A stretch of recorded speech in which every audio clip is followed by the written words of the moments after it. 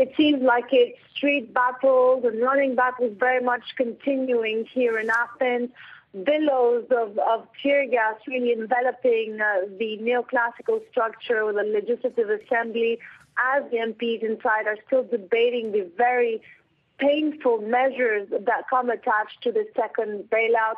However, the protesters are not deterred. They're still trying to stay there outside Parliament and the streets around, taking shelter as they can, but very much united in their opposition to these painful cuts.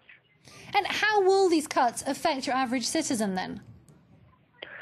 Well, first of all, we're talking about a 22% cut in the minimum wage, and that's for the private sector. Now, many employees I've been talking to who aren't receiving the minimum wage are very much fearful that this will affect their life too, because their salaries are based on minimum wage. So they're fearful of a 22% cut, on all salaries.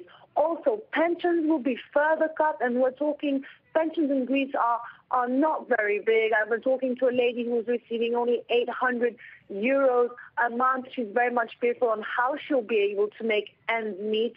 She's now surviving thanks to her daughter, but her daughter might become unemployed. So a lot of stress there in the Greeks, fears and desperation, especially as they think that their politicians don't really understand the depth of the problem and are essentially what they've been saying is they think they're incompetent.